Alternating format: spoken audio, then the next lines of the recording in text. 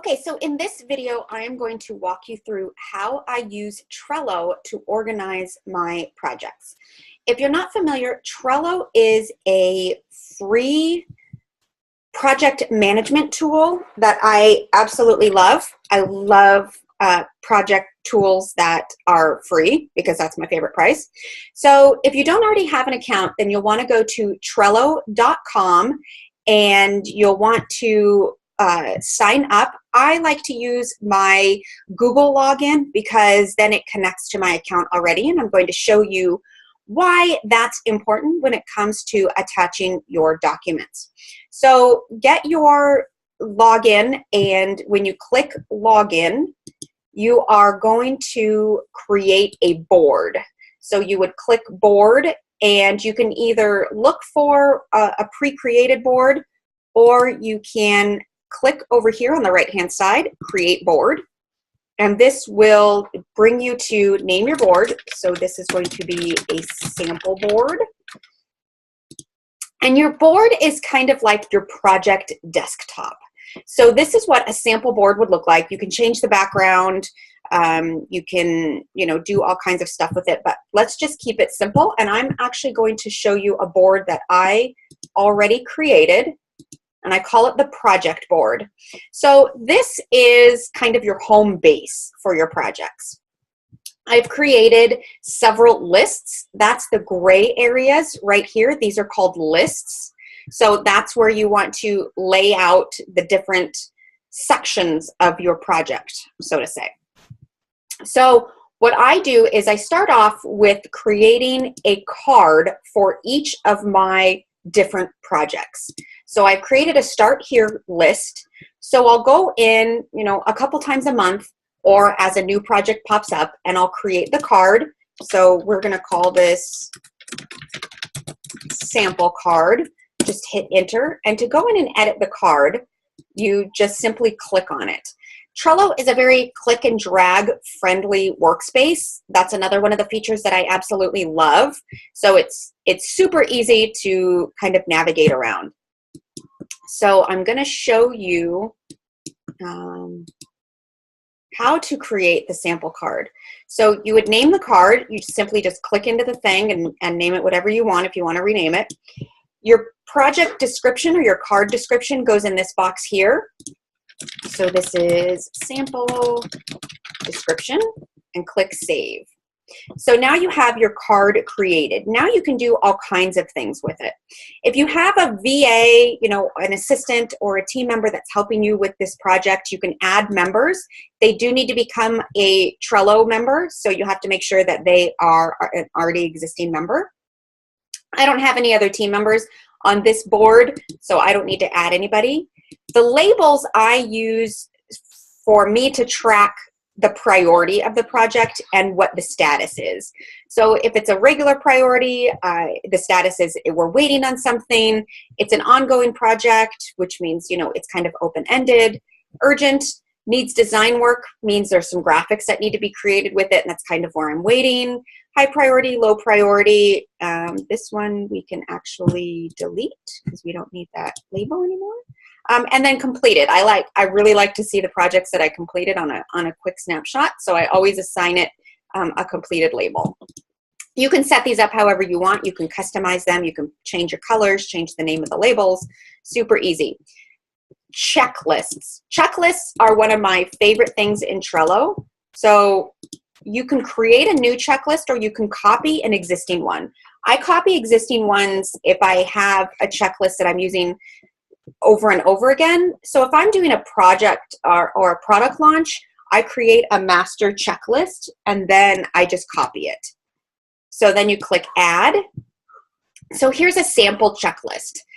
What I love about the checklists is you can go in and create as many items as you need. This is really how I stay on task. So you have your overall project, and then you have all of the subtasks that go with that project. When you click off each task, it updates how far along you are on completing that checklist or that portion of the project, or even your complete project. So if you have all three things done, it says, 100% done. You can have more than one checklist for each project, which I absolutely love. So let's say you have let's say you're creating a course and you want module 1. These are all the things that you would do for module 1. And then you would change this in module 2, all of the things that you need to get done for module 2. So it's a great way to have an entire project in a card. I do know some people who create entire boards for one project.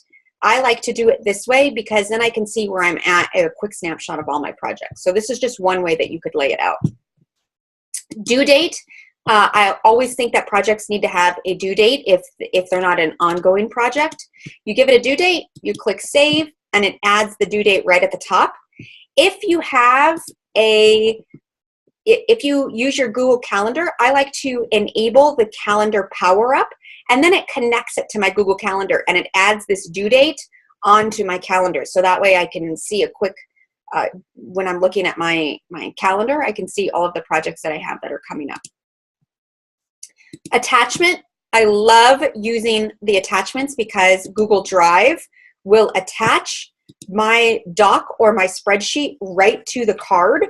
So if I have some copy that I'm working on, or it's another checklist, or it's a spreadsheet that I'm creating for this project, it will attach it here. And because Google Drive is a live updating system, which means anytime I update a document, I don't have to save it, download it, and re-upload it to Trello. It will update live right here on the Trello card.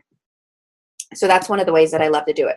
Move, you can move your cards. I usually click and drag, so I'll show you how I move my cards. But let's say you created a project and you realize that you want it on another board. You can actually change the board that your project is listed on. So let's say I created a project and I realized, no, this really needs to go in my social media schedule. So I could move that over there, and I can even tell Trello where I want it to go. So let's say I want to move it to my social media. It pulls up the next list. Then this needs to go out on Monday.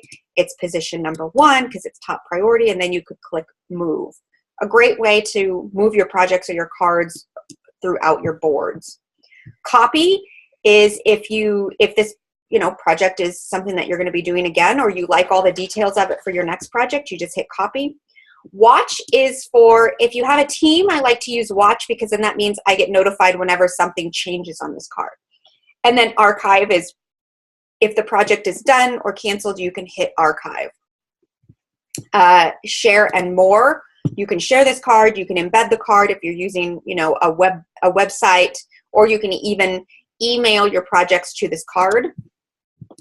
I don't usually use this section very much, just simply because, I don't have a big team that I'm working with. So close out that card and then assign it a priority. So I create all my cards first for all the projects that I'm working on, and then I assign them by the priority that they are. So if we've got, oops, I need my mouse here. So let's say I've got all of my projects laid out. Oops, let's see. Drag this one over here so you can see how I do it. Okay, so I've got my first project and it needs to be done this week. So I prioritize by due first, which is typically within 48 hours, or maybe it's due this week. These are high priority. Due soon, typically due within the week or maybe within 2 weeks. This can wait is typically beyond 2 to 3 weeks or even a month out. And then sometime in the future is anything beyond 30 days. So I move my projects. I only allow the top 3 priority projects to go in priority A. And that's to avoid overwhelm. Everything can be an urgent project, but I pick the top 3 projects that are due the soonest, or people are waiting for me on these projects. So I only have 3 cards in here at any given time. Everything else goes in the due soon, and nothing gets moved into priority A until these top projects are done. So if I move this one over to completed, then the next project gets moved into priority A, and I just kind of move them throughout the boards or the lists. And then sometime in the future is you know, it's a project that I want to be working on, but it just doesn't have a due date right now, or it's kind of a maybe one day I'll get to this. I don't want to forget that I want to do it, so I put it in the sometime in the future. A lot of times cards that go in here, if they're more than 6 months old, then it's time to review the project, and is this something that I need to really do, and I give it a due date, or if it's something that I've been sitting on, then it may be time to delete it. I like to look at all my completed stuff, so everything that gets completed moves into the completed pile. If I were to show you my card, my actual card, you would see my completed pile gets pretty long because I really like to kind of check things off and see how much that I've gotten done. So that's the way that I set up Trello to manage my projects. I create the lists, and then I create a card for each project. I like to assign it the due date and create the checklist for all of the supporting items that I need to get done to complete that project. So that's it. That's how I use Trello to organize my projects and my priorities. I'll make a second video to show you how I organize Trello for my blog and for my videos on how I get all of my content organized. All right. Thanks so much, and stay tuned for more videos. If you would like to be updated by email when I create new videos, head over to DesireeWolfe.com and make sure you subscribe to my email list. I'll send you a free gift as a thank you to help you grow your business online. All right. Thanks again.